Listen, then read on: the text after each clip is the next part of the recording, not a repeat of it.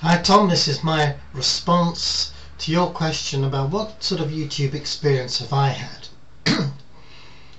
Well, I don't think it's as good as my supermarket experience. Supermarket I use is great.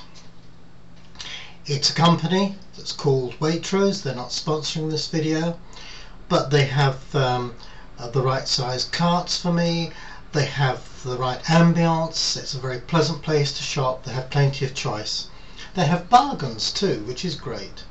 The quality is excellent. The quality of their fish, the quality of their vegetables and fruit is really first class. And so later on today, when I finish this video, I should be going into town, and in fact I should be going to Waitrose to buy some food. Not much, but just a little. And I'm going to enjoy that experience. But why? What's the difference between that experience and the one that I'm not enjoying quite so much with YouTube? Well, I found that at the bottom of my channel, I can sort of wind down, and there are all these little blue names giving me help and advice on the technical side of YouTube. Now, they're all pushed to the bottom of the page, and it took me some weeks to even discover they were there. Call me stupid, I don't mind. But I think that in our plug and play mentality, which we PC users have got into, and laptop users, where we're told, yes, just plug it in and play, it was exactly the same when I bought this little camera and this little webcam. I bought it, plugged and played, and the results have been indifferent at best. And some very kind people from time to time will comment on a video and say, well, look, why don't you try this? Why don't you try that? And now I'm down to something that I haven't really conquered yet, which is that my quality will improve if I can improve the lighting. So I checked up the help sites on the technical side. I looked at Logitech's, YouTube's, and I think that by and large they're pretty useless.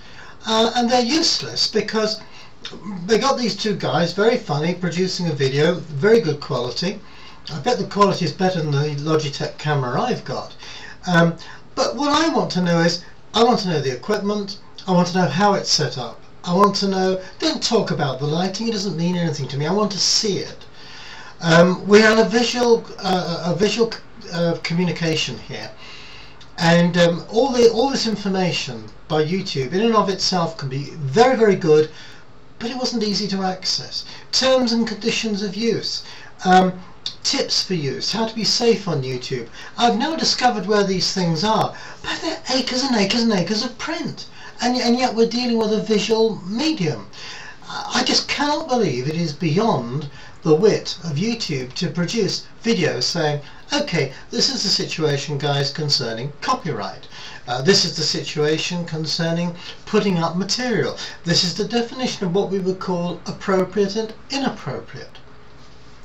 And I just, my comment there is that you're dealing with something which is essentially a visual medium, and you're giving people reams of paper like in the old days. It's like all the old joke about the computer manuals. Am I the only person who's got computer manuals that I've never read? Because basically we all know that the only way to learn stuff is to get in there and just discover what these programs will do. So I think you've got a mindset there amongst YouTube users, and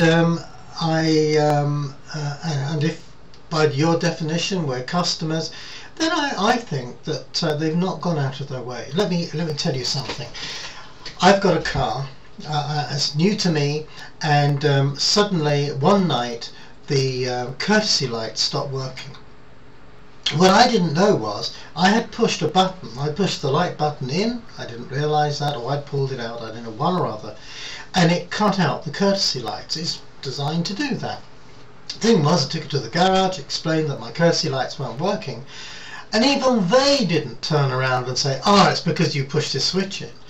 And it's because companies like General Motors produce so many different models, and that's great. That helps. That's probably meeting customer needs. But at the same time, The books on the car I've got, it has umpteen different models, about 4 or 5 different engines, and it has one handbook. And of course, you know, it's difficult finding out which bit covers your own car. So it's the same here. Same with YouTube. It's difficult finding out the bit you want. Why don't they sit up large? Why aren't they on the top? Why aren't they on the top? Put the file things of where the videos are, or the categories are, and the channels are down below or somewhere else. So I think a redesign is necessary. That's what I think. Hello, is there anything else? Is there anything else? Do I get the warm fuzzies from being YouTube? No, I don't. I don't get that feeling. I can't explain that. That I don't have yes, I'm a YouTuber, yes, I belong to the community, yes, I have my subscribers and I have the people I subscribe to. But as far as YouTube is concerned, the company, it is as personal to me as Google. It's as personal to me as, I don't know, Sky News. I don't get the feeling of belonging through the YouTube, and yet I love the experience. I love the ability to look at the videos that people put up, discussions that take place. All of that's fine. Obviously I don't like everything I see, so I don't watch it. That's pretty sensible, I think. But on the other hand, I understand that everybody has different views about things, different tastes. So there you are, rapidly, my YouTube experience could do better. A lot of it's down to me because I haven't read everything I should. My main point is, why should I, in a visual age with a visual medium, have to read through reams of, in effect, electronic paper to find out normal things like, what's the copyright situation? What can I, what can't I put up? Is there an appeal if my videos are suspended?